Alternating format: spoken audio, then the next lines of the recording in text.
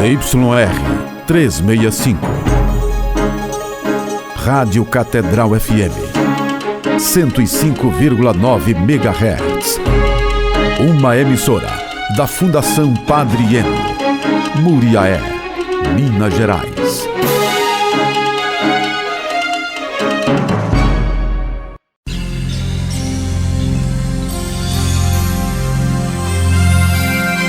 A Rádio Catedral apresenta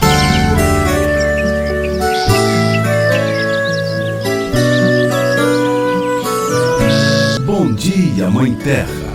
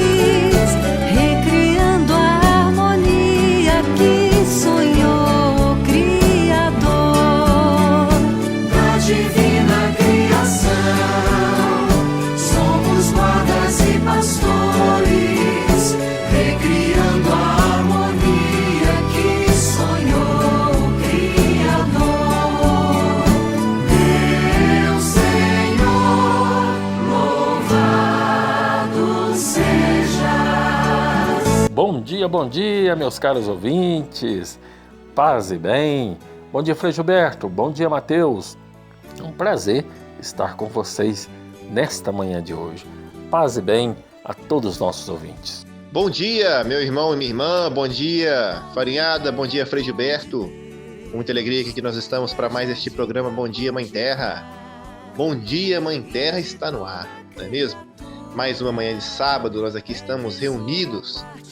Queremos agradecer a Deus por mais este dia. Que maravilha, meus irmãos. Estamos aí já no mês de julho. Estamos já para lá no meio do ano. Então vamos agradecer a Deus por este momento. Vamos agradecer a Deus por toda a nossa vida. Com a nossa oração da manhã. Irmãos e irmãs, paz e bem. Mais um sábado e juntos estamos aqui na Rádio Catedral para celebrarmos nossa Mãe Terra. Nossa Mãe Terra clama como em dores de parto, que as dores que sofremos em nosso tempo seja de fato sinal de vida nova que está para chegar. Seja muito bem-vindo você, nosso irmão, nossa irmã, que nos acompanha cada sábado aqui na Rádio Catedral. Nós queremos acolhê-los para que juntos possamos nesta manhã refletir, rezar e buscar de fato caminhos novos para toda a humanidade.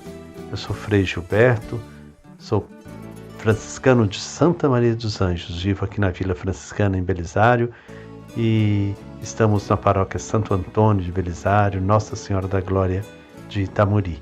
E queremos, junto com o Farinhada, junto com o Mateus, a gente levar até vocês uma palavra de ânimo, de alegria, nesses tempos de tantas decepções.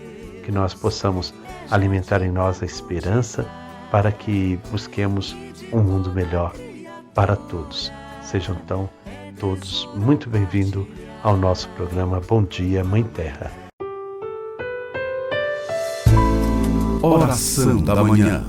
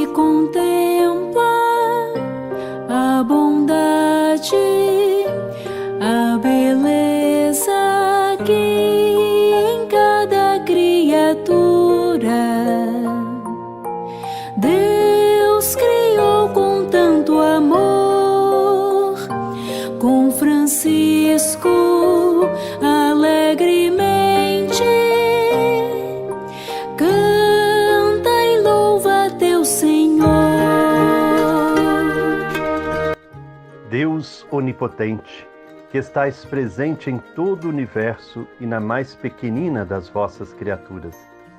Vós que envolveis com a vossa ternura tudo que existe, derramai em nós a força do vosso amor para cuidarmos da vida e da beleza. Inundai-nos de paz para que vivamos como irmãos e irmãs sem prejudicar ninguém. Ó Deus dos pobres, ajudai-nos a resgatar os abandonados e esquecidos desta terra, que valem tanto aos vossos olhos. Curai a nossa vida, para que protejamos o mundo e não o depredemos, para que semeemos beleza e não poluição nem destruição. Tocai os corações daqueles que buscam apenas benefícios à custa dos pobres e da terra. Ensinai-nos a descobrir o valor de cada coisa, a contemplar com encanto, a reconhecer que estamos profundamente unidos com todas as criaturas, no nosso caminho para a vossa luz infinita. Obrigado porque estais conosco todos os dias. Sustentai-nos, por favor, na nossa luta pela justiça, pelo amor e pela paz. Amém.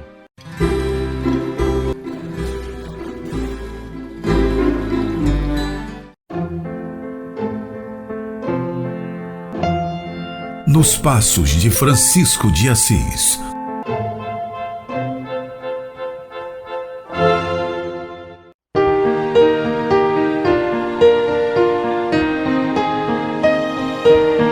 Na próxima semana, mais exatamente no dia 15, a Igreja celebra São Boaventura. Por isso hoje nós escolhemos nos Passos de Francisco falar deste santo que trilhou também os Passos de Francisco, um grande franciscano. Nascido provavelmente em 1217 e falecido em 1274, ele viveu no século XIII, uma época em que a fé cristã, penetrada profundamente na cultura e na sociedade da Europa, inspirou obras imperecíveis no campo da literatura, das artes visuais, da filosofia e da teologia.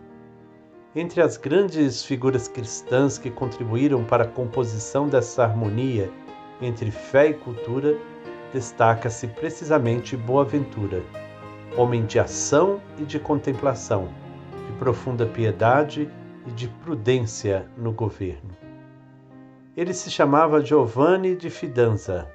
Um episódio que ocorreu quando ele ainda era menino marcou profundamente sua vida, como ele mesmo relata. Ele tinha contraído uma grave doença e nem sequer seu pai, que era médico, esperava salvá-lo da morte. Sua mãe então recorreu à intercessão de São Francisco de Assis, canonizado há pouco tempo, e Giovanni foi curado. A figura do pobrezinho de Assis se tornou ainda mais familiar para ele alguns anos depois, quando se encontrava em Paris por razões de seus estudos. Havia obtido o diploma de professor de artes, que poderíamos comparar ao de um prestigioso liceu da nossa época. Nesse ponto, como tantos jovens do passado e também de hoje, Giovanni se fez uma pergunta crucial: o que vou fazer com a minha vida? Fascinado pelo testemunho de fervor e radicalidade evangélica dos irmãos menores, que haviam chegado a Paris em 1219, Giovanni bateu à porta do convento franciscano dessa cidade e pediu para ser acolhido na grande família dos discípulos de São Francisco. Muitos anos depois, explicou as razões da sua escolha. Em São Francisco e no movimento iniciado por ele, reconheceu a ação de Cristo. De fato, escreveu uma carta dirigida a outro religioso, onde ele diz: confesso diante de Deus que a razão que me fez amar mais a vida do beato Francisco é que se parece com o início e com o crescimento da Igreja. A Igreja começou com simples pescadores e se enriqueceu imediatamente com doutores muito ilustres e sábios. A religião de São Francisco não foi estabelecida pela prudência dos homens, mas por Cristo. Portanto, por volta do ano de 1243, Giovanni vestiu o hábito franciscano e assumiu o nome de Boaventura. Foi imediatamente dirigido aos estudos e frequentou a Faculdade de Teologia da Universidade de Paris, seguindo um conjunto de cursos muito difíceis. Recebeu os diversos títulos requeridos pela carreira acadêmica, os de bacharel bíblico, de bacharel sentenciário.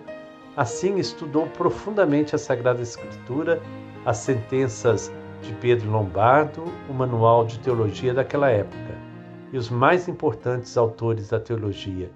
E em contato com os professores e estudantes que chegavam a Paris de toda a Europa, amadureceu sua própria reflexão pessoal e uma sensibilidade espiritual de grande valor, que no decorrer dos seguintes anos ele soube mostrar em suas obras e sermões, convertendo-se assim em um dos teólogos mais importantes da história da Igreja.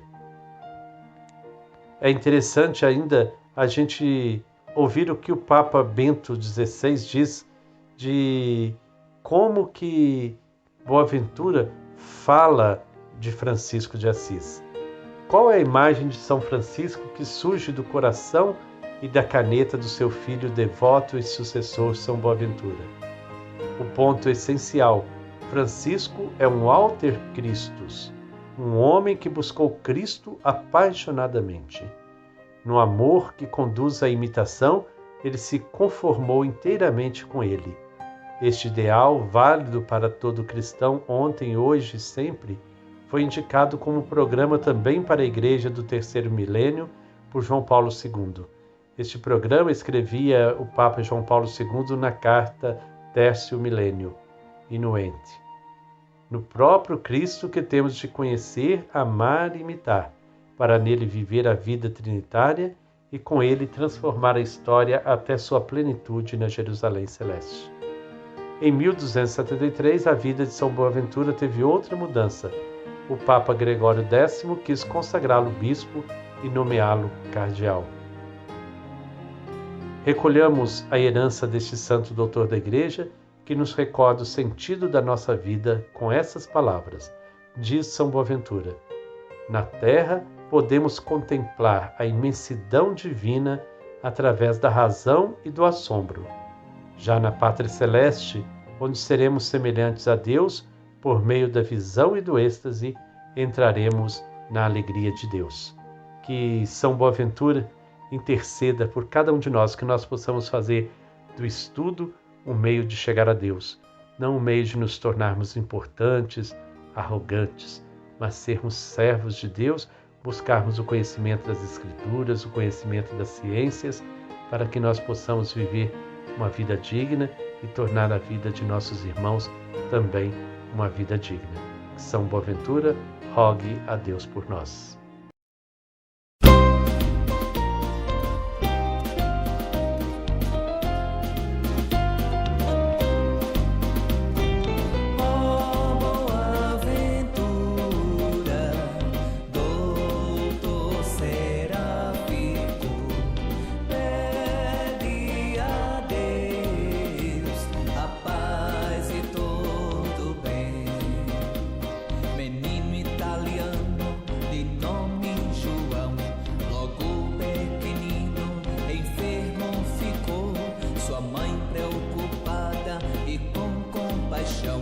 Francisco em Assis, ela o levou, pediu que orasse, se ele sarasse, o consagrava a servo de Deus. Com este milagre Francisco exclamou: ó Boaventura, este nome ficou.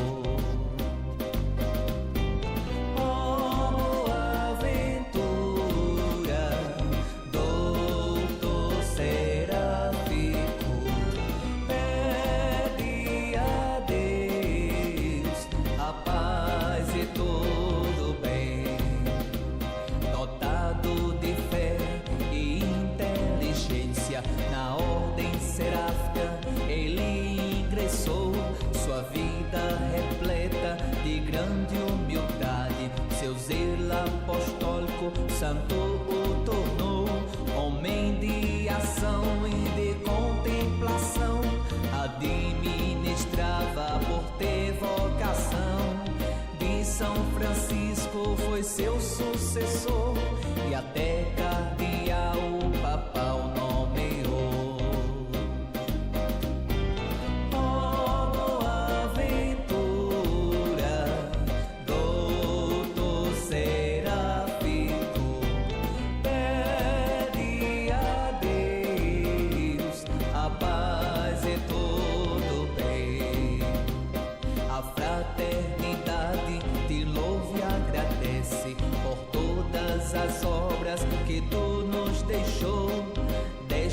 a igreja seu dom especial, e ainda os frades levam com primor, triunfo escolhida como campo de ação, levando teu nome como inspiração.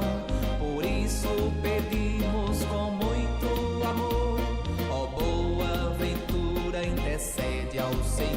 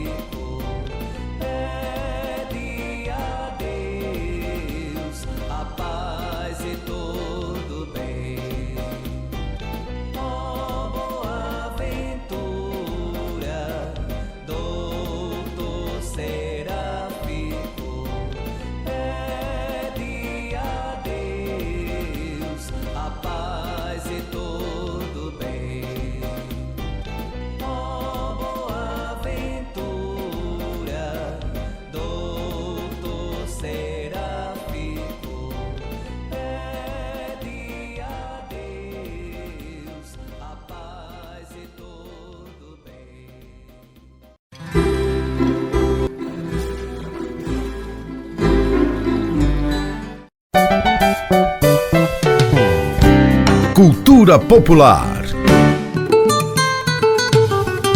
com Sebastião Farinhada.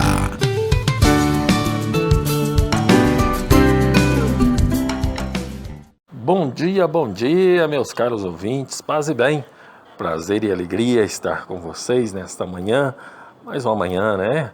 Manhã bonita, como diz o poeta Renato Teixeira, e a gente vai chegando então aqui no Bom Dia Mãe Terra, nesse quadro de cultura popular, compartilhar a beleza da criação, a beleza da vida.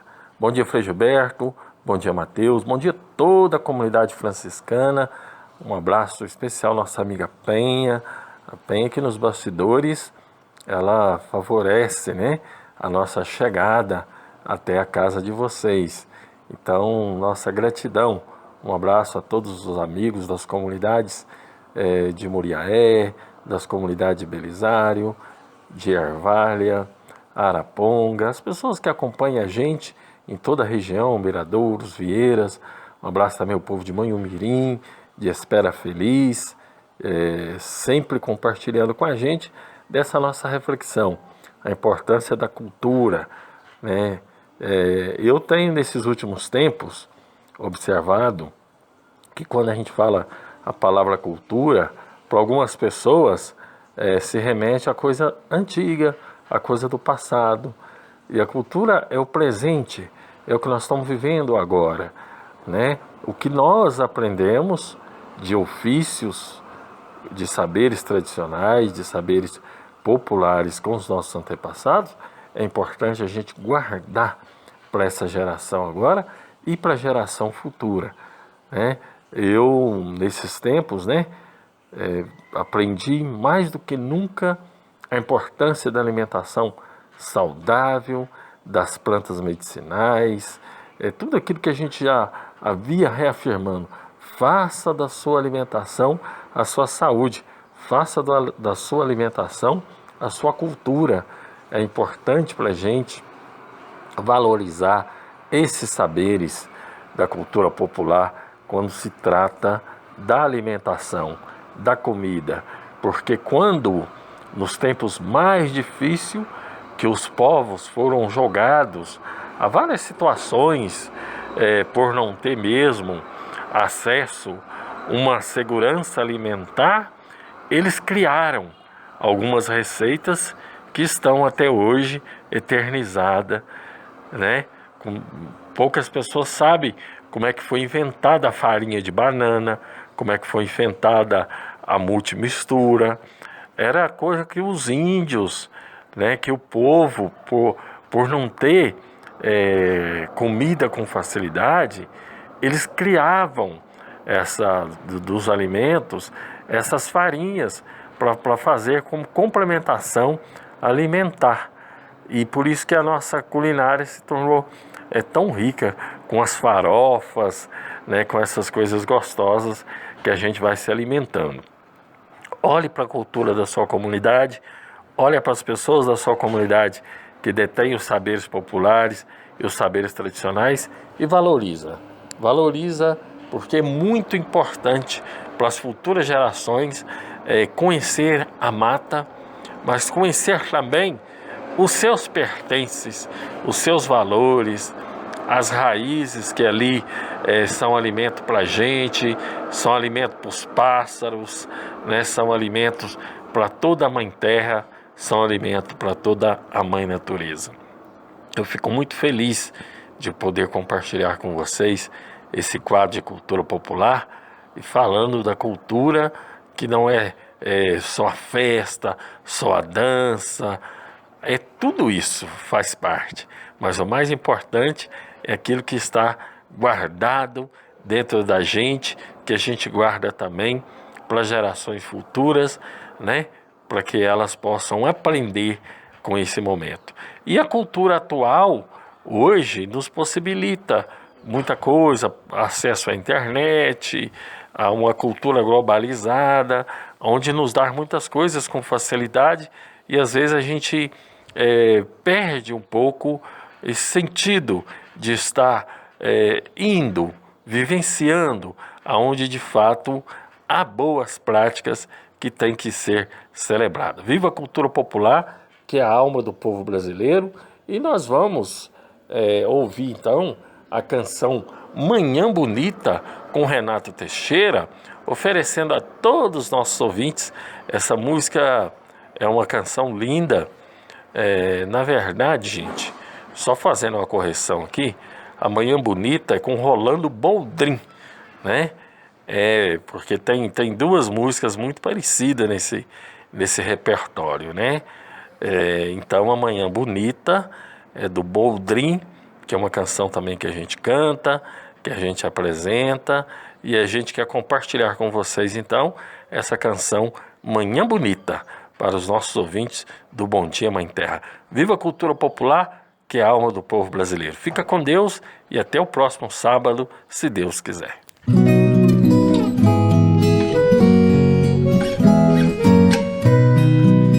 Manhã bonita, apaixonada, vem pra festa da sinfonia dos alegres colibris. O vento canta espalhando poesia, orvalho brilha enfeitando os quintais. Assim é a terra nos dizendo todo dia, tudo é tão simples num eterno despertar. E o raiar do sol é o mesmo e o segredo está no jeito da gente olhar. E o raiar do sol é o mesmo e o segredo está no jeito da gente olhar. Tempo bom, manhã bonita, novo dia clarear. Tempo bom, manhã bonita e um novo tempo pra cantar.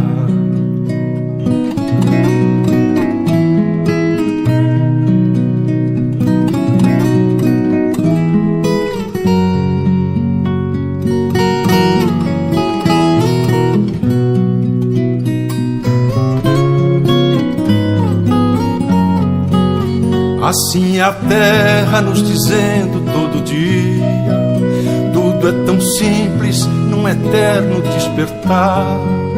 E o raiar do sol é o mesmo e o segredo está no jeito da gente olhar.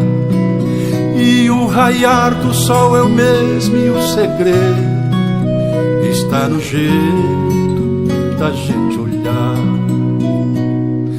Tempo bom, manhã bonita, novo dia clarear.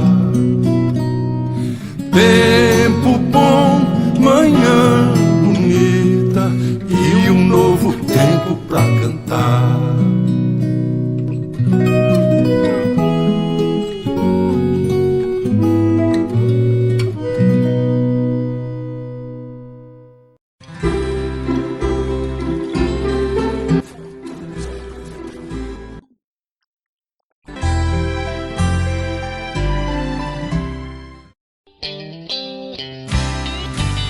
Varanda Cultural.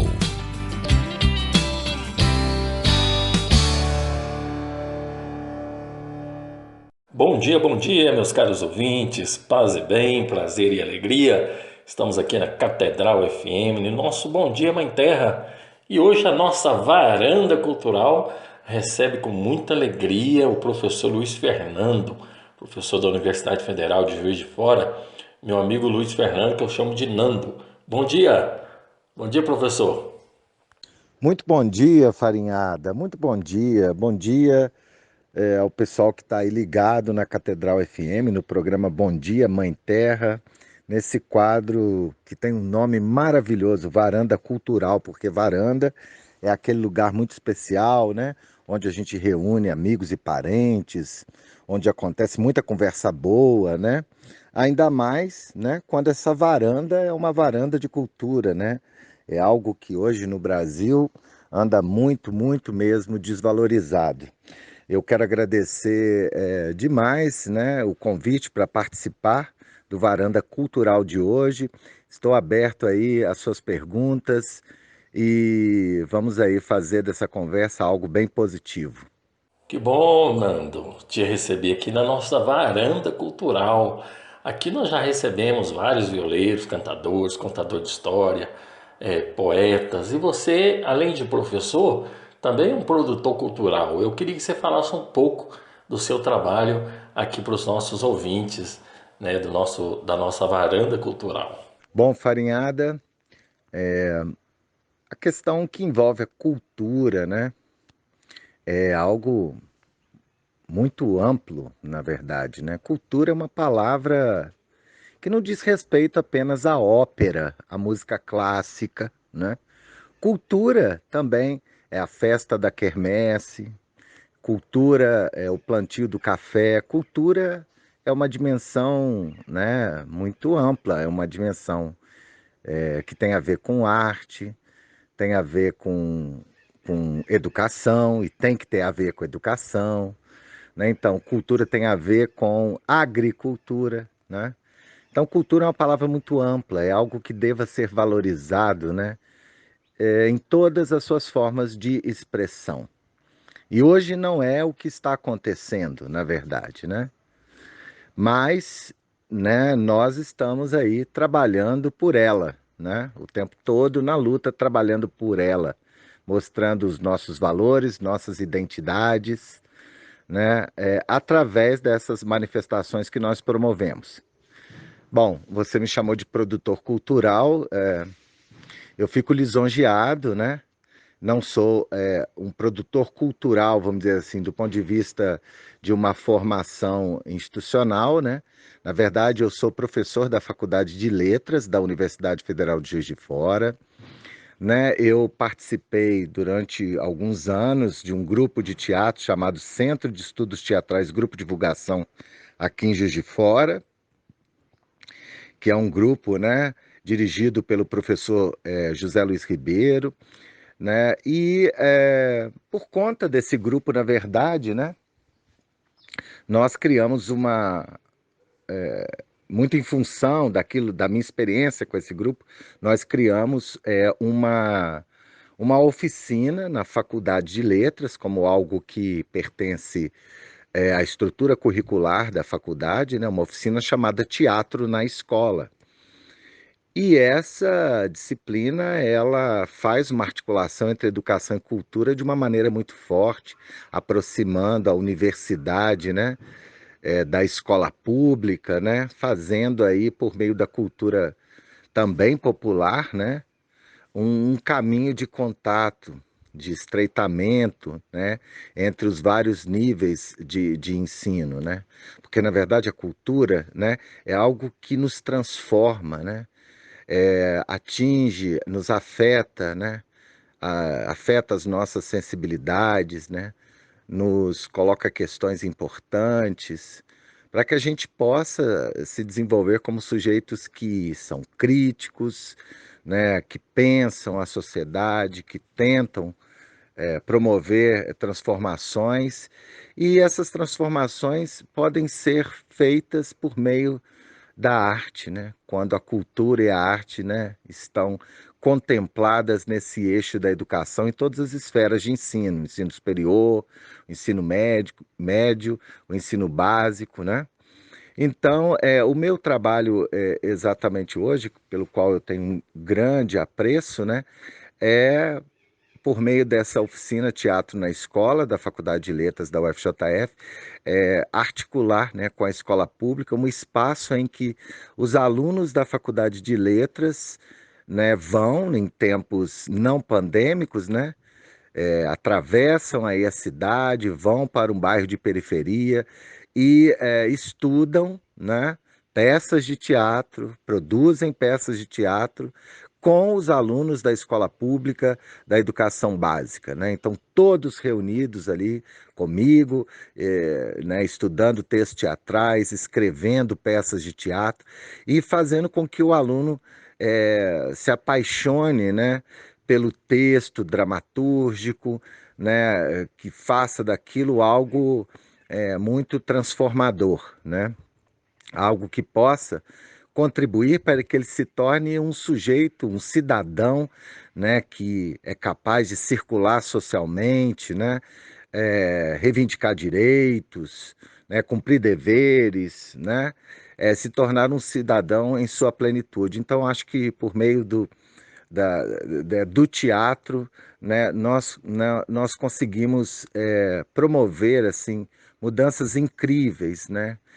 São mudanças que são observadas, sutilmente observadas, mas que trazem aí para esses alunos uma mudança substancial em seus comportamentos.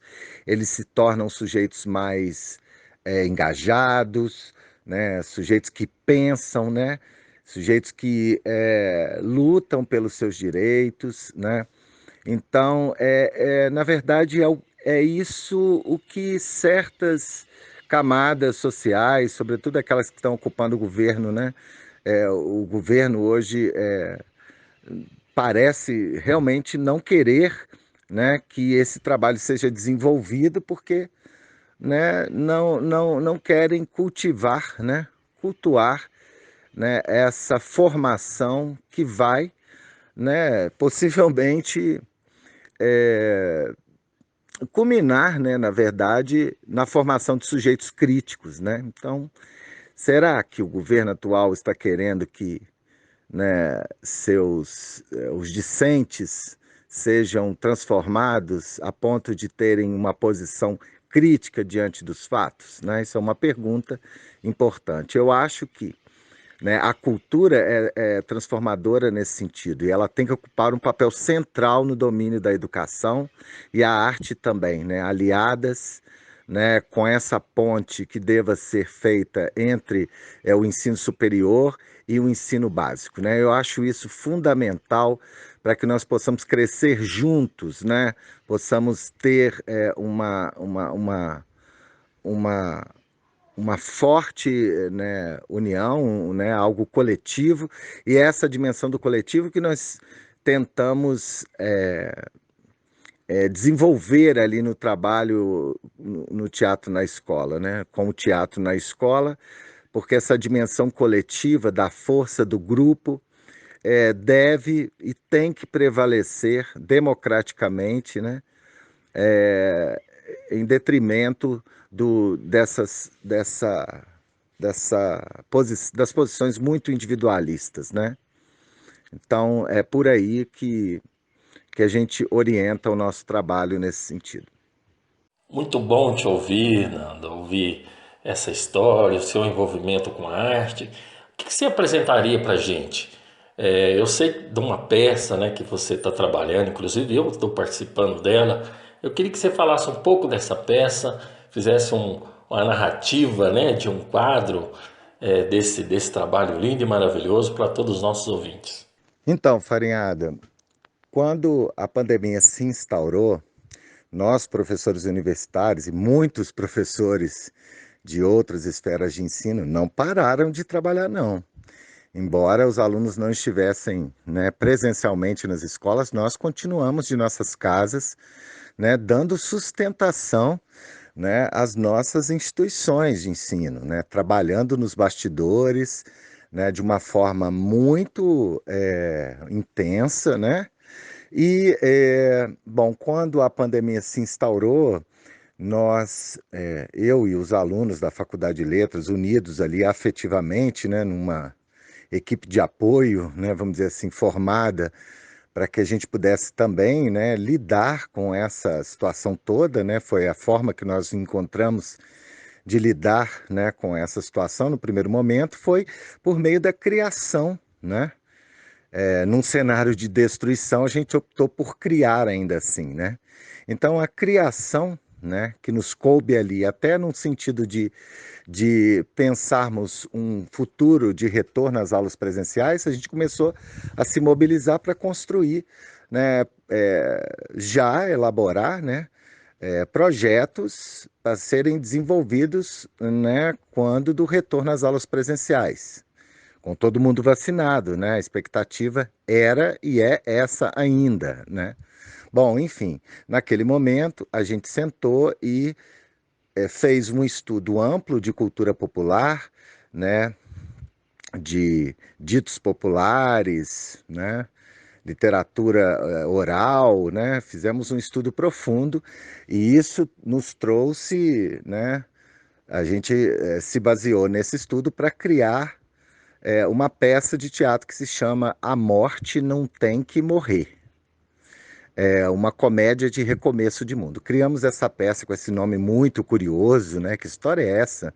A morte não tem que morrer, né? A gente se baseou numa ideia de que o vírus, por exemplo, né, ele hospeda nas pessoas, mas ele não pode exterminar todo mundo, porque também ele corre risco de vida, né? A história envolve um cenário mágico que é o Império Perdido do Beleléu. Beleléu, a gente conhece essa expressão popular, né? Foi para o Beleléu, sumiu, desapareceu, foi para o Beleléu. E esse, né, Beleléu, que tem aí um fundamento numa obra no Reino Perdido do Beleléu, de Maria Luísa Penteado, né? Uma história muito interessante em que existe lá o Reino Perdido do Beleléu, que é para onde as coisas perdidas vão, né? A gente perde guarda-chuva, perde anel, perde tesoura, vai para o Beleléu, né? Assim que a gente fala. E ela criou esse ambiente de ficção. Nós aproveitamos disso, né? Essa inspiração da Maria Luísa Penteado e criamos aí uma peça de teatro, né? Na qual, né, há personagens como Parlenda, Provérbio, Trava-língua, Adivinha, o Gesto, o Engano, né? São gêneros, né, orais, né, muito comuns, as pessoas conhecem muito, né? Adivinhas, por exemplo, o que é o que é. Então, a gente tornou, né, essas categorias personagens que estavam perdidos no Beleléu, não são muito usados hoje em dia, né? E aí esses personagens fazem uma assembleia, né, no Reino Perdido do Beleléu, querendo voltar à vida, né? Voltar ao mundo dos reais, como chama na peça, né? Então é uma grande brincadeira, mas é uma peça que tem, né, um fundo político importante, né, uma dimensão assim, de uma proposta, né, que vai promover uma série de reflexões interessantes, né? É uma peça divertida, uma peça engraçada, mas ao mesmo tempo brincar com o que é sério, né? É um pouco aquilo que a criança faz, né? Quando a criança está brincando, aquilo para ela é uma atividade muito séria, né? É mais ou menos isso. A peça é uma brincadeira muito séria, né? A gente se diverte, mas também a gente reflete. Então, em breve nós teremos aí a nossa apresentação, né, remota para todos, uma leitura aberta, e você vai participar, cantando para a gente, fazendo uma personagem. Eu acho que os seus ouvintes vão ficar curiosos de saber ver o Farinhado interpretando o personagem no teatro, né? Então é com muita alegria que eu compartilho isso com vocês, né? E a gente vai seguindo, né? Essa peça é muito significativa para nós, ela tem uma base de pesquisa forte para ser escrita, e eu acho que ela é muito divertida, porque, na verdade, ela envolve, né, a nossa cultura popular brasileira, né? Nossos produtos de cultura, as nossas falas, produtos de nossas conversas. Então, é uma oportunidade muito interessante, e isso foi desenvolvido num momento muito difícil para nós, mas nós optamos pela criação para dar lugar a essa ideia de destruição. Nós precisamos criar, apostar nisso, ter desejo pela criação, por manter aí nossas vidas bem desejosas de mais vidas, né? Nossas vidas desejantes de mais vida. É por aí. Tudo que é bom dura pouco. A varanda cultural vai ficando por aqui e hoje nós recebemos o professor Luiz Fernando, um Nando, que veio aqui na nossa varanda tomar um cafezinho com a gente, partilhar da sua experiência como professor, como educador, tanta coisa bonita tem construído, né, com a educação. E gostaria que você deixasse uma mensagem final para todos os nossos ouvintes, sobretudo para a juventude, né, que é esse público que tem que cada vez mais encantar com a arte. Olha, Farinhada, eu tenho sim uma mensagem aí para fazer aí o encerramento da nossa conversa, do nosso papo aqui muito agradável, viu? Eu tenho sim uma fala de Luiz da Câmara Cascudo, né, que é um homem maravilhoso, né, que estudou a cultura popular brasileira de uma forma muito interessante. Ele diz assim: ouvir o povo é curso universitário. Vou repetir, hein? Ouvir o povo é curso universitário. Então eu acho que ele chama atenção aqui para uma coisa muito especial, que é a escuta. Nós hoje precisamos aprender, exercitar, treinar bastante as nossas habilidades de escuta, porque a gente tem que aprender com o outro, a gente tem que aprender conosco mesmo, escutando a si mesmo, escutando o outro. Eu costumo dizer para os meus alunos que o professor que fala, né, ele tem que falar e escutar ao mesmo tempo, né? Escutar os alunos, escutar os gestos, os olhares dos alunos e perceber, né, através disso, né, que a construção do conhecimento é uma construção compartilhada e deve ser compartilhada, né? É uma co-construção, né, uma construção conjunta. Então, a escuta cumpre um papel fundamental, porque com ela a gente atravessa, né? Atravessa simbolicamente muita coisa que precisa ser atravessada. Então, escutar, né, a escutatória, vamos dizer assim, né, é algo que precisa ser exercitado. Escutar as nossas falas, nosso próprio corpo, escutar o outro, né, exercitar essa generosidade que é esse espaço da cultura, né, da cultura da escuta. Né? Então, isso eu acho muito importante, é muito fundamental até para que nós possamos construir nossos posicionamentos, né? Por meio da escuta do outro, que é o outro que está dentro da gente também, né? Então, vamos nos escutar, né? É a proposta que eu faço. Aí convido a vocês que em brevemente nós vamos dar oportunidade aí a todos de assistirem essa leitura do teatro, né? Ainda a data não está fixada, mas em breve vocês terão notícias. Né? Um grande abraço para mim, foi um grande prazer aí compartilhar essa manhã com você, né? Com os ouvintes aí da Catedral FM, esse programa Varanda Cultural. Foi bom estar com você nessa varanda hoje de manhã, conversando. Um grande abraço a você e a todos os ouvintes aí.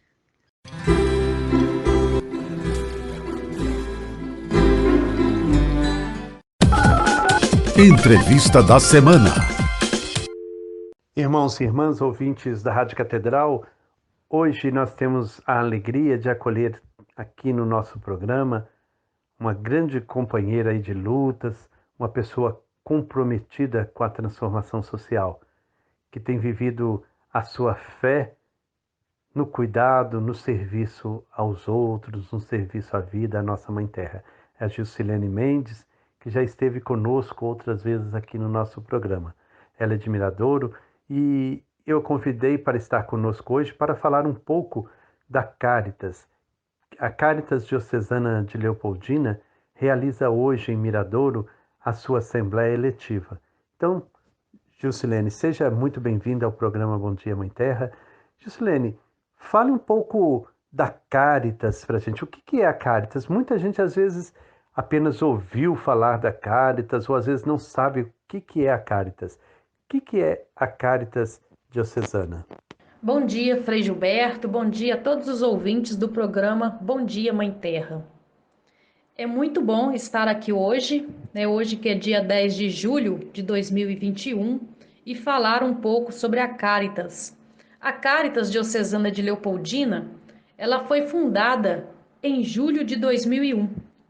Hoje, dia 10 de julho, estamos celebrando com muita alegria os 20 anos de existência da Cáritas na Diocese de Leopoldina. A Cáritas Diocesana de Leopoldina é um organismo social da Igreja, orientada pela política de ação de acordo com a doutrina social da Igreja e executa suas atividades em conformidade com as diretrizes das pastorais sociais da Diocese e de acordo com as orientações da Cáritas Brasileira e da Cáritas Regional de Minas Gerais. Então, testemunhar e anunciar o Evangelho de Jesus Cristo, defendendo e promovendo toda a forma de vida e participando da construção solidária do bem viver, sinal do reino de Deus, junto com as pessoas em situação de vulnerabilidade social, e é a missão da Cáritas Brasileira ser caridade, solidariedade com as pessoas em situação de exclusão e vulnerabilidade social. Desde a sua fundação, a Cáritas tem a prática de ouvir respeitosamente o sofrimento dos empobrecidos e dos que estão em situação de dificuldades e favorecer ferramentas para transformar suas vidas. Eu, Gilcilene, tive a oportunidade de participar ajudando na construção do projeto Escola Fé e Cidadania, que é um instrumento motivador para que as pessoas das nossas paróquias, comunidades, sejam verdadeiros espaços de transformação social, visando a implantação do reino de Deus. A Escola Fé e Cidadania foram trabalhados 5 temas principais, que é a fundamentação bíblica, que aí encontramos a base para toda a ação social do cristão. Doutrina social da Igreja, que é o conhecimento do que o magistério da Igreja nos aponta como caminho de cidadania. Direitos humanos, fé e cidadania, outro tema, que é a afirmação dos direitos fundamentais que devem reger nossas ações.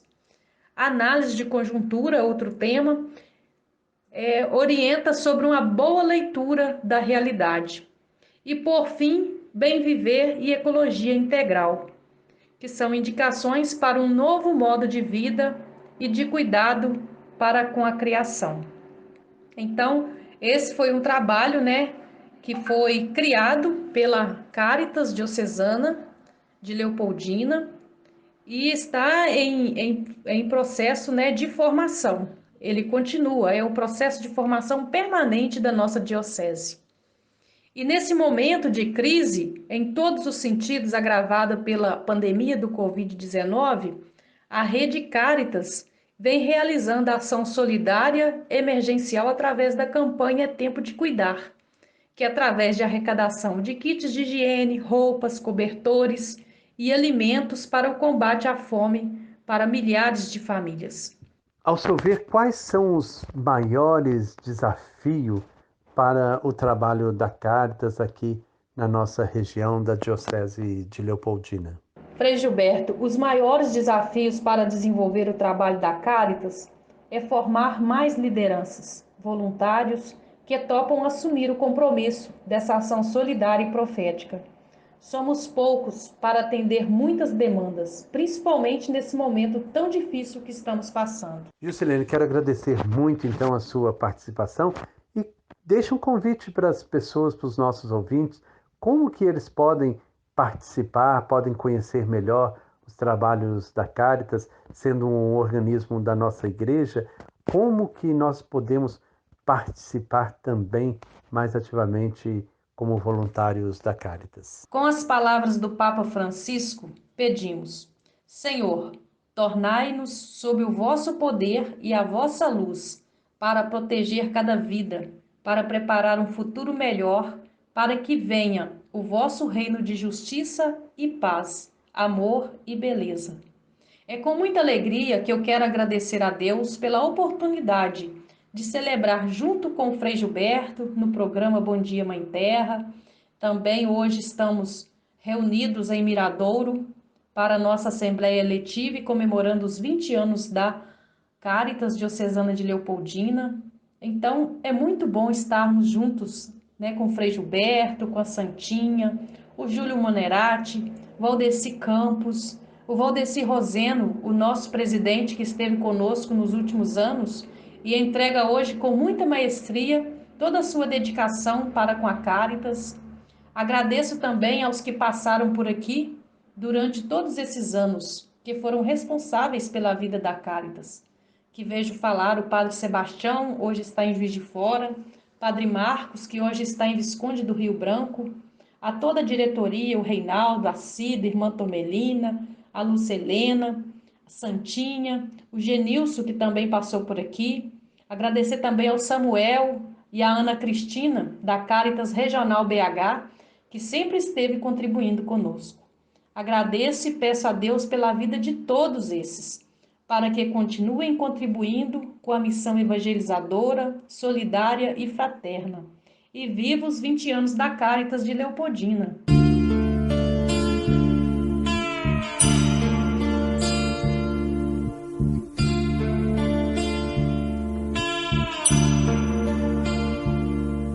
Seu nome é Jesus Cristo e passa fome e grita pela boca dos famintos. E a gente quando vê passa adiante, às vezes pra chegar depressa à igreja.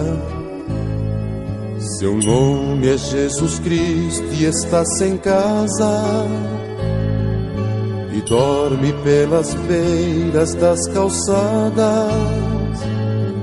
E a gente quando vê aperta o passo e diz que ele dormiu embriagado. Entre nós está e não o conhecemos. Entre nós está e nós o desprezamos. Entre nós está e não o conhecemos. Entre nós está e nós o desprezamos. Seu nome é Jesus Cristo e analfabeto e vive mendigando um subemprego. E a gente quando vê diz é uma toa, melhor que trabalhasse e não pedisse. Seu nome é Jesus Cristo, está banido das rodas sociais e das igrejas, porque dele fizeram um rei potente, enquanto que ele vive como um pobre. Entre nós está e não o conhecemos. Entre nós está e nós o desprezamos. Entre nós está e não o conhecemos. Entre nós está e nós o desprezamos. Seu nome é Jesus Cristo e é difamado e vive nos imundos meretrícios, mas muitos o expulsam da cidade com medo de estender a mão a Ele. Seu nome é Jesus Cristo e é todo homem que vive neste mundo ou quer viver, pois para Ele não existem mais fronteiras, só quer fazer de nós todos irmãos. Entre nós está e não o conhecemos, entre nós está e nós o desprezamos, entre nós está e não o conhecemos, entre nós está e nós o desprezamos.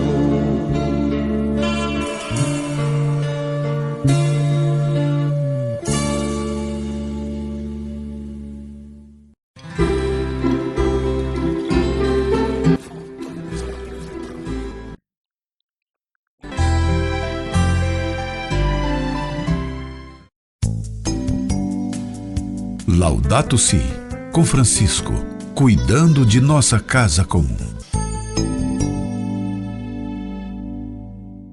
Nós estamos então neste quadro do nosso programa explorando um pouco a encíclica do Papa Francisco, Laudato Si, sobre o cuidado da casa comum.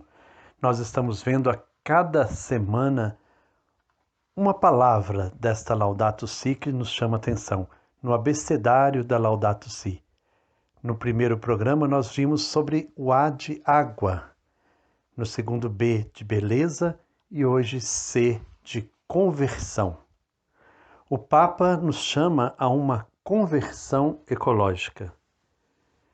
A crise ecológica provocada pelo modelo de progresso, pela perda de valores e dos horizontes de uma vida digna para todos, exige profunda conversão espiritual e material. O respeito pela pessoa humana e o respeito pelo mundo natural devem caminhar de braços dados, com base na doação original das coisas por parte de Deus. A conversão implica refletir responsavelmente sobre o sentido da economia e dos seus objetivos, para corrigir as suas disfunções e deturpações. Não é suficiente conciliar a meio termo o cuidado da natureza com o ganho financeiro. Neste campo, os meios termos são apenas um pequeno adiamento do colapso. As religiões e seus adeptos têm a capacidade de estabelecerem diálogo entre si, visando o cuidado da natureza, a defesa dos pobres, a construção de uma trama de respeito e de fraternidade. Nesse diálogo devem ser incluídas as ciências capazes de se abrirem a novas linguagens, além de seus campos específicos e convertidos a aberturas além do isolamento na própria especialização. A Laudato Si propõe aos cristãos algumas linhas de espiritualidade ecológica que nascem das convicções da nossa fé, pois aquilo que o Evangelho nos ensina tem consequências no nosso modo de pensar, sentir e viver. A crise ecológica é um apelo a uma profunda conversão interior, assim nos fala o Papa Francisco. Entretanto, temos de reconhecer também que alguns cristãos, até comprometidos e piedosos, com o pretexto do realismo pragmático, frequentemente fogem das preocupações pelo meio ambiente. Outros são passivos, não se decidem a mudar os seus hábitos e tornam-se incoerentes. Falta-lhes, pois, uma conversão ecológica que comporta deixar emergir nas relações com o mundo que os rodeia. Pela nossa natureza missionária, temos a tarefa de viver a vocação de guardiões da obra de Deus. Viver essa vocação não é algo de opcional, nem um aspecto secundário da experiência cristã, mas parte essencial de uma existência virtuosa. A existência virtuosa tem o nome de São Francisco de Assis. Recordemos o modelo de São Francisco de Assis para propor uma sã relação com a criação como dimensão da conversão integral da pessoa. Isso exige também reconhecer os próprios erros, pecados, vícios ou negligências e arrepender-se de coração, mudar a partir de dentro. A igreja na Austrália soube expressar a conversão em termos de reconciliação com a criação. Para realizar essa reconciliação, devemos examinar as nossas vidas e reconhecer de que modo ofendemos a criação de Deus com as nossas ações e com a nossa incapacidade de agir. Devemos fazer a experiência de uma conversão, de uma mudança do coração. A situação é complexa e para enfrentá-la não basta que cada um seja melhor. Os indivíduos isolados podem perder a capacidade e a liberdade de vencer a lógica da razão instrumental e acabam por sucumbir a um consumismo sem ética nem sentido social e ambiental. Aos problemas sociais responde-se não com a mera soma de bens individuais, mas com redes comunitárias. As exigências desta obra serão tão grandes que as possibilidades das iniciativas individuais e a cooperação dos particulares, formados de maneira individualista, não serão capazes de lhes dar resposta. Será necessária uma união de forças e uma unidade de contribuições.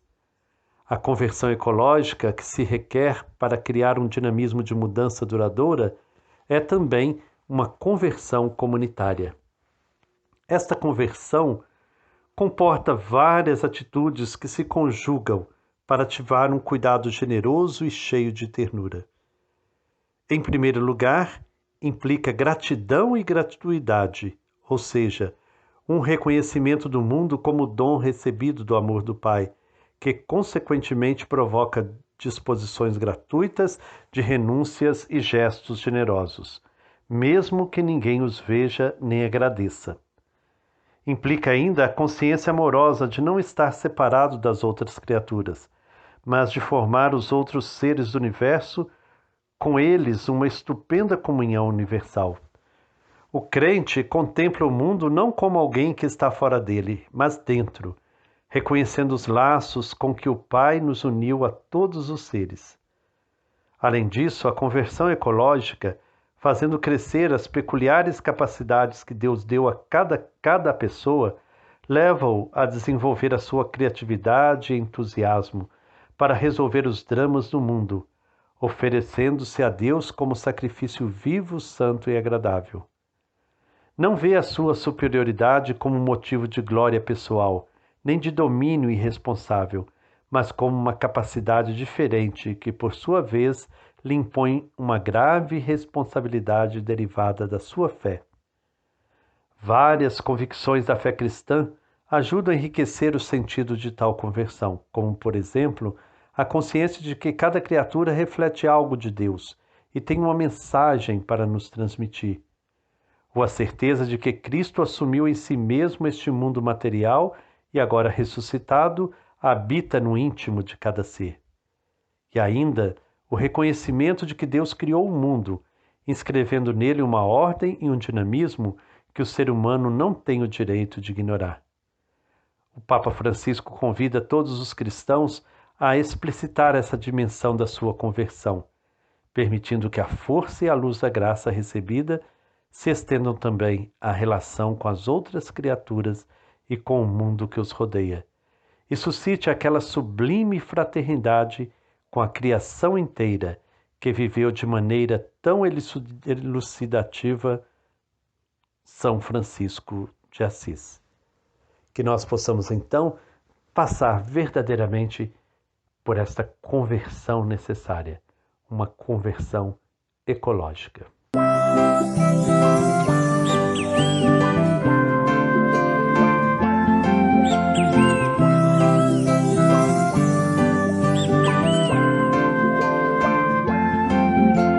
Eu quero ser lembrado como alguém que amou profundamente o mundo, as árvores, os animais, uma vida diferente.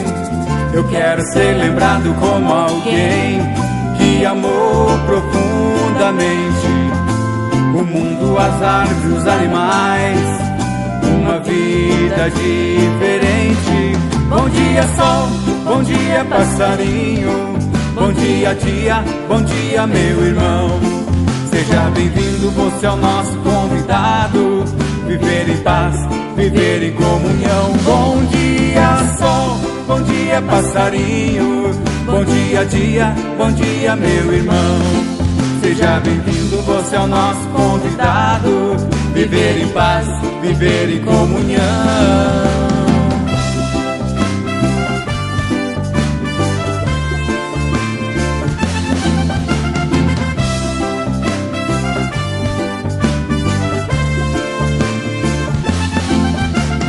Quero ser lembrado como alguém que amou profundamente o mundo, as árvores, os animais, uma vida diferente.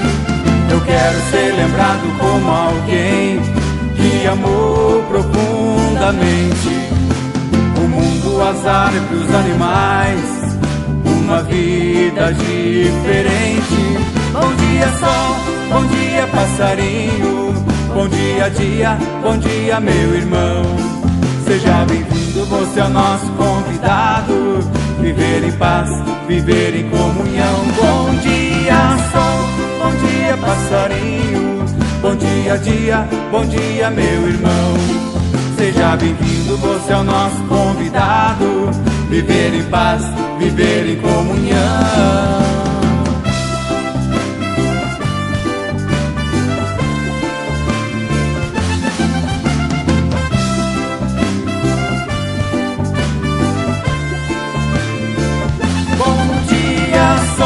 Bom dia passarinho, bom dia dia, bom dia meu irmão. Seja bem-vindo, você é o nosso convidado. Viver em paz, viver em comunhão. Bom dia sol, bom dia passarinho, bom dia dia, bom dia meu irmão. Seja bem-vindo, você é o nosso convidado. Viver em paz, viver em comunhão.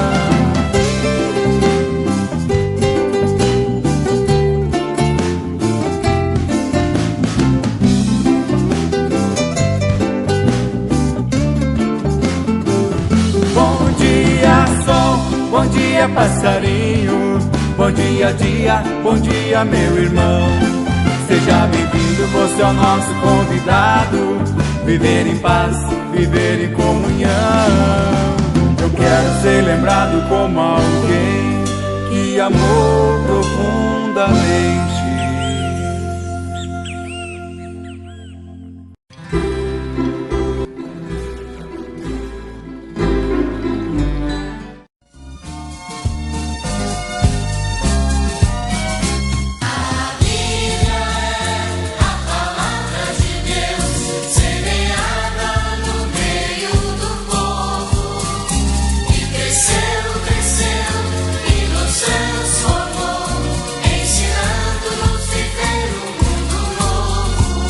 Olá, ouvintes da Rádio Catedral de Moriaé, na Zona da Mata Mineira. Olá, Frei Gilberto Teixeira e sua equipe que produz e apresenta o programa Bom Dia, Mãe Terra. Quem está falando aqui é Frei Gilvander Moreira, da Comissão Pastoral da Terra, das Comunidades Eclesiais de Base e do Centro Ecumênico de Estudos Bíblicos, o CEBI. Vem aí o mês da Bíblia, setembro.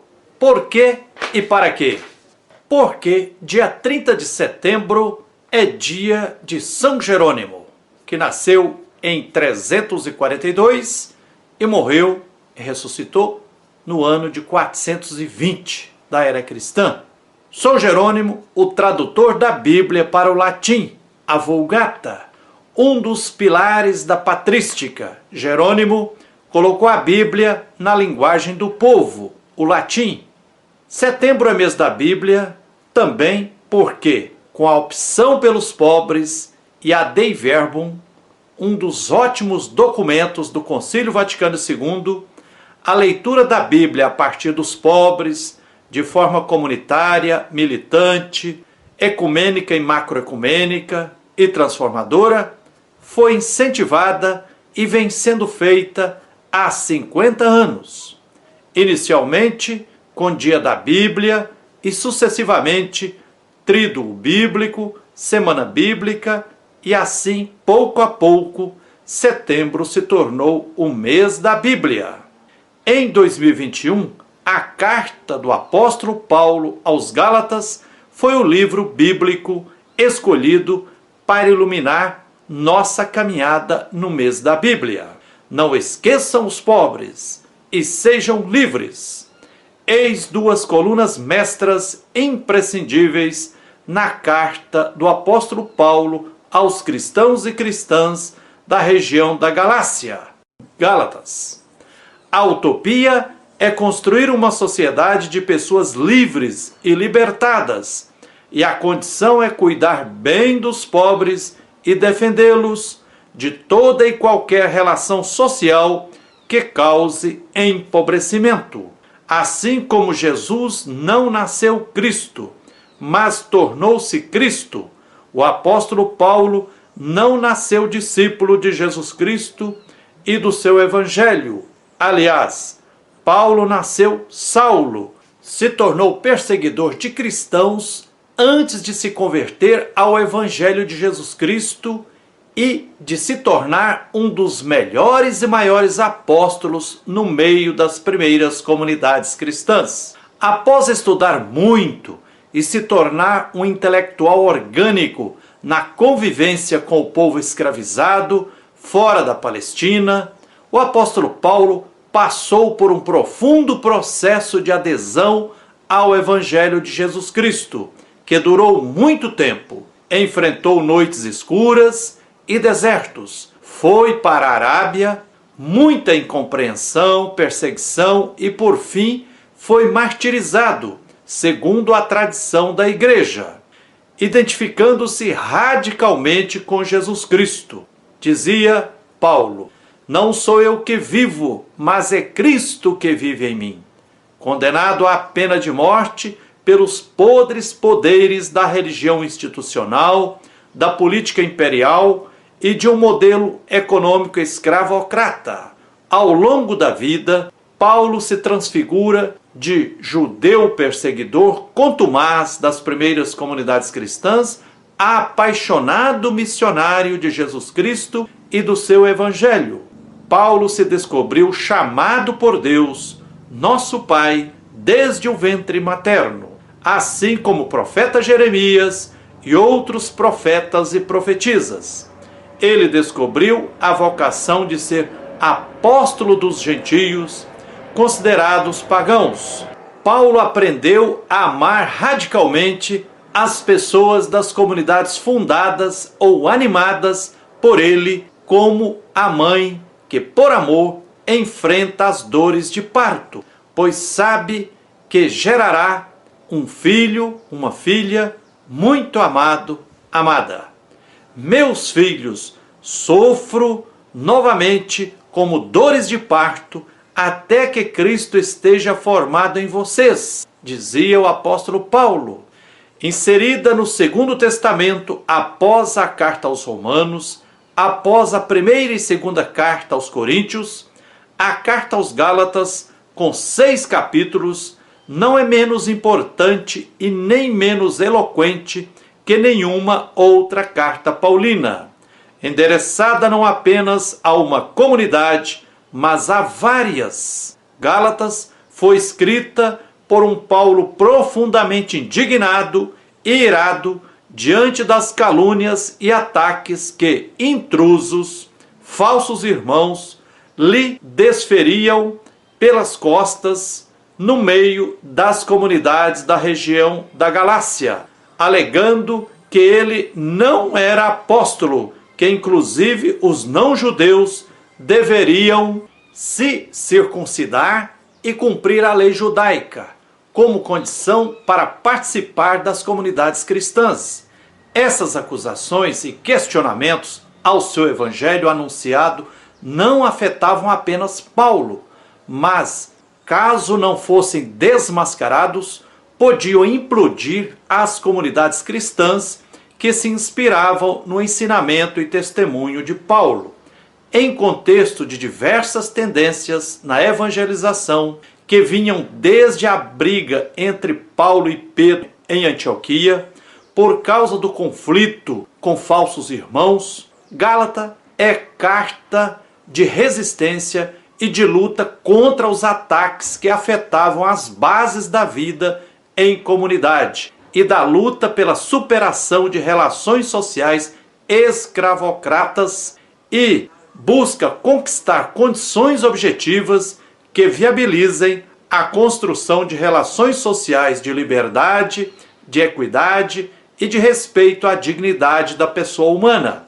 A Carta aos Gálatas nos convida à superação de uma vida cristã fundamentalista, ritualista, espiritualista, moralista, religião do consolo e da autoajuda, e conclama-nos ao compromisso radical com o Evangelho de Jesus e a causa de todos e todas, escravizados e escravizadas da história, o que exige abraçarmos, pelo nosso modo de vida, um estilo simples e austero, opção de classe e batalhar ao lado dos empobrecidos na luta pela conquista de seus direitos.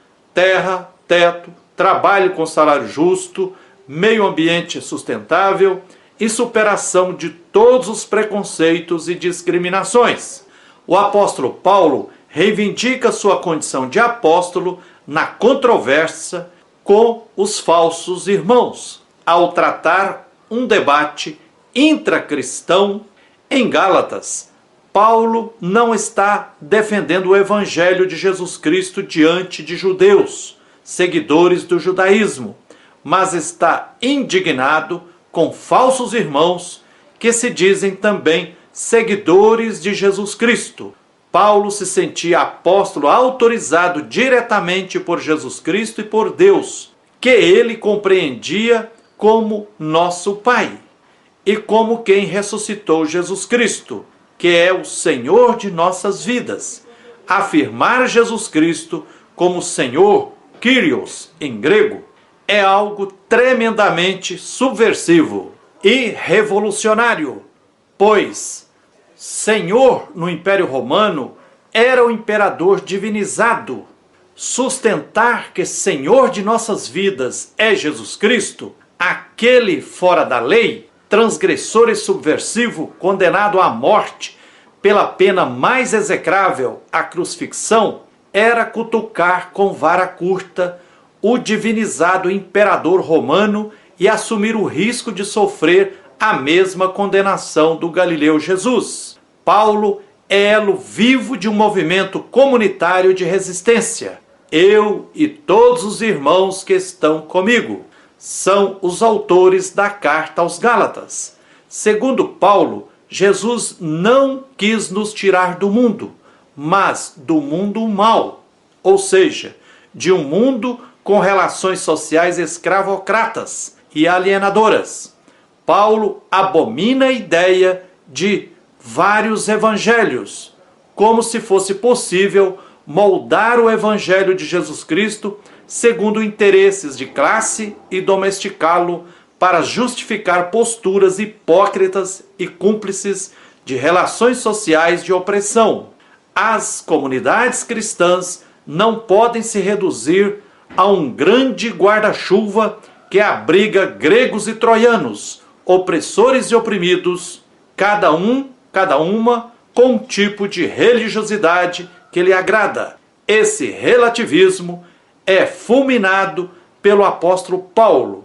De forma enfática, Paulo afirma: não existe outro evangelho além do de Jesus Cristo, revelado a ele nas entranhas das relações humanas conflituosas. Maldito quem anunciar a vocês um evangelho diferente do que anunciamos.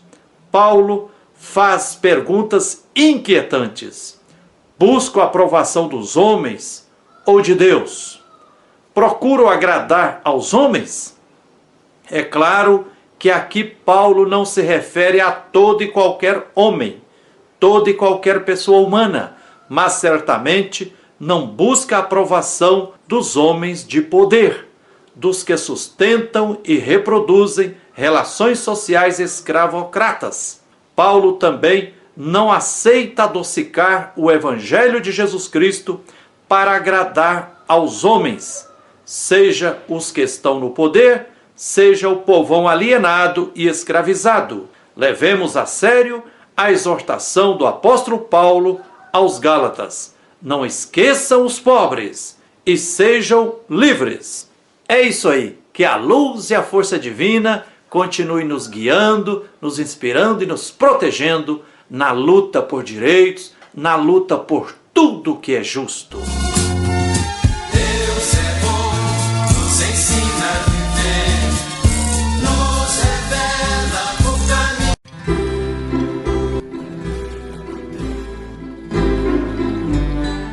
Tudo que é bom dura pouco, né? Mas a gente tem que pegar a estrada para voltar no próximo sábado, se Deus quiser. E a gente vai se despedindo aqui do Bom Dia Mãe Terra, deixando um abraço para você, Mateus, um abraço para o Gilberto, um abraço a todos os nossos ouvintes. É muito bom estar com vocês, mesmo a gente não podendo encontrar, dar aquele abraço, sentir aquele calor humano, mas a gente sabe que aqui, através do rádio, a gente vai trocando essas energias positivas. Graças a Deus, eu estou bem, né? A saúde recuperou, graças a Deus. E durante a semana nós vamos estar também contribuindo novamente nas reflexões com o Frei Gilberto, se Deus quiser. Um grande abraço e até semana que vem, se Deus quiser. Força de Deus na caminhada para todos nós. E aqui eu vou me despedindo, está chegando ao final de mais um programa. Quero agradecer a todos que aqui estiveram conosco, Farinhada, Frei Gilberto, os nossos queridos ouvintes. Quero desejar a todos um excelente final de semana. Fiquem com Deus. Paz e bem. Irmãos e irmãs, assim chegamos ao final de mais um programa. Queremos agradecer a todos vocês que nos acompanharam nesta manhã. Um grande abraço para todos de Belisário, de Itamori, Rosário da Limeira, Miradouro. Um abraço para os amigos de longe, de Belo Horizonte, Betim, de Visconde do Rio Branco. Tantas pessoas que nos acompanham todos os sábados. Hoje queremos mandar um abraço especial para todos os irmãos e irmãs da Cáritas Diocesana de Leopoldina, nesse dia em que celebram, então, a sua Assembleia Eletiva. Que o Espírito Santo ilumine e que a Cáritas possa sempre desempenhar um papel bonito de cuidado com a nossa igreja local, com essa igreja que está presente aqui nesta região. Que a Cáritas possa ser, de fato, um grande sinal do amor de Deus. E que São Boaventura, o santo que vamos celebrar nessa semana, interceda por nós para que nós possamos sempre, mais e mais, cuidarmos da vida, cuidarmos da nossa Mãe Terra e de todas as suas criaturas. Um grande abraço a todos, que o Senhor nos abençoe. Em nome do Pai, do Filho e do Espírito Santo. Amém. Paz e bem.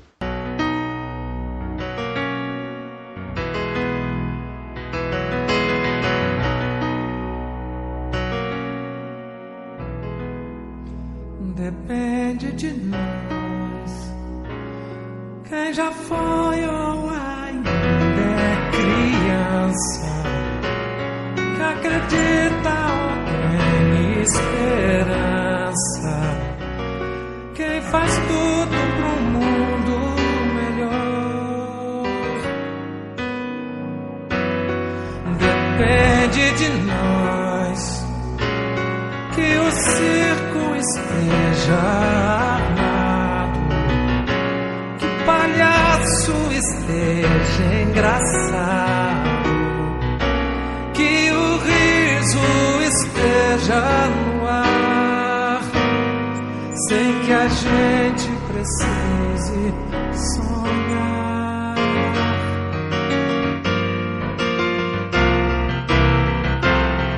Que os ventos cantem nos galhos, que as folhas bebam orvalho, que o sol descortine mais as manhãs.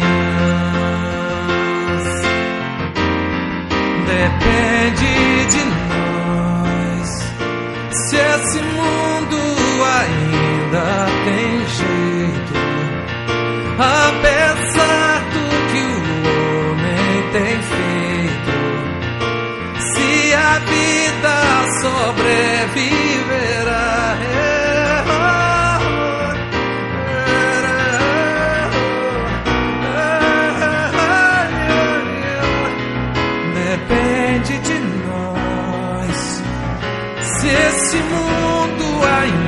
vida tem jeito, apesar do que o homem tem feito. Se a vida sobreviverá,